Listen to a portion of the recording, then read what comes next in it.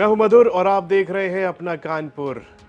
शाहीन मामले में 9 संदिग्ध लोगों को कानपुर से हिरासत में लिया गया है। इनसे पूछताछ हो रही है। जो भी जांच में सामने आएगा फिर आगे कार्रवाई बढ़ाई जाएगी। चलिए आपको बताते हैं कि कौन है ये शाहीन शाहिद। सब कुछ आपको सिलसिलेवार तरीके से बताते हैं कि कैसे एक डॉक्टर आतंकी बन जाती है, उसके ऊपर आरोप लगते हैं इतने सारे, और दिल्ली ब्लास्ट में कैसे उसका नाम आता है। फरीदाबाद से विस्फोटक के साथ पकड़ी गई डॉक्टर शाहीन 1.5 साल से परिवार से संपर्क में नहीं थी। पिता सईद अंसारी ने बताया कि उसके 3 बच्चे हैं, शोएब, शाहीन और परवेज। शाहीन पहले कानपुर के जीएसबीएम मेडिकल कॉलेज में असिस्टेंट प्रोफेसर रह चुकी है।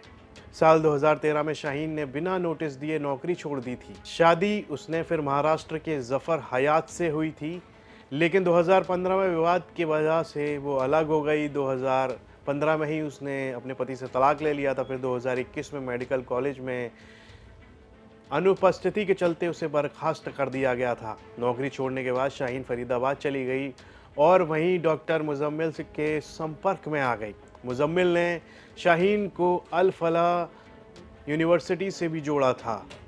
ये सारी जानकारी शाहीन के पिता शहीद अंसारी ने एटीएस से पूछताछ में दी है। एटीएस को शक है कि वहीं से आतंकी नेटवर्क से जुड़ाव शुरू हुआ। पिता सईद अंसारी बोले कि उन्हें शाहीन की गिरफ्तारी की जानकारी पुलिस से मिली। उन्हें यकीन नहीं है कि उनकी बेटी किसी संदिग्ध गतिविधि में शामिल हो सकती है।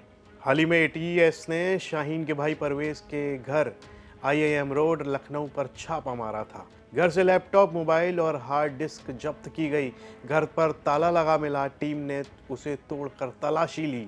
परवेज के घर के बाहर खड़ी कार पर इंटीग्रल यूनिवर्सिटी का पास मिला था। इंटीग्रल यूनिवर्सिटी के रजिस्ट्रार के मुताबिक परवेज ने 1 सप्ताह पहले ही इस्तीफा दिया था। परवेज मेडिसिन विभाग में सीनियर रेजिडेंट था।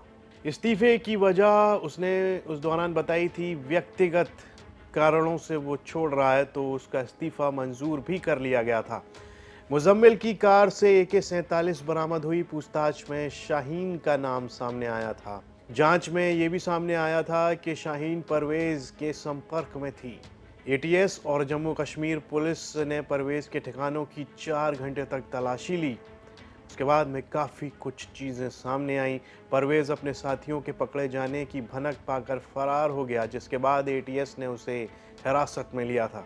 ये सब कुछ पिछले दिनों में हुआ है। जब से दिल्ली बॉम्ब ब्लास्ट हुआ है उसके बाद से लगातार सक्रिय है एटीएस और यूपी पुलिस, और कई सारी चीज़ें सामने आ रही हैं। सईद अंसारी बाजार में रहते हैं, वन विभाग से सेना सेवा निवृत्त हैं। एटीएस ने उनके घर से इलेक्ट्रॉनिक उपकरण कब्जे में लिए हैं। शाहीन के अचानक गायब होने, विदेश जाने और तलाक की खबरें तभी से सामने आई हैं।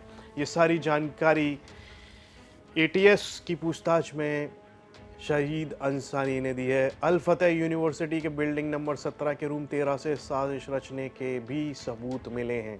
तो आपको बता दें कि शाहीन के मामले में शाहीन लोक सेवा आयोग की परीक्षा उसने पास की थी।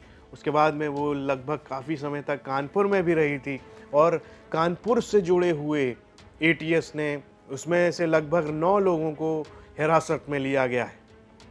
तो दिल्ली बॉम्ब ब्लास्ट के जो लिंक हैं उत्तर प्रदेश के अलग अलग कई शहरों से जुड़े हुए बताए जा रहे हैं। हाल ही में आजमगढ़ का भी लिंक मिला, सहारनपुर का भी मिला, और अब कानपुर की बात आ रही है कि शाहीन वहाँ पर कुछ समय के लिए रही थी, और जब वो वहाँ रही उस समय जो शाहीन के संपर्क में थे उनमें से कुछ 9 लोगों को, संदिग्ध लोगों को गिरफ्तार किया है। इस पर आपकी क्या राय है, कमेंट बॉक्स में लिखकर हमें ज़रूर बताएं। और यूपी से जुड़ी तमाम खबरें देखने के लिए आप देखते रहिए यूपी तक।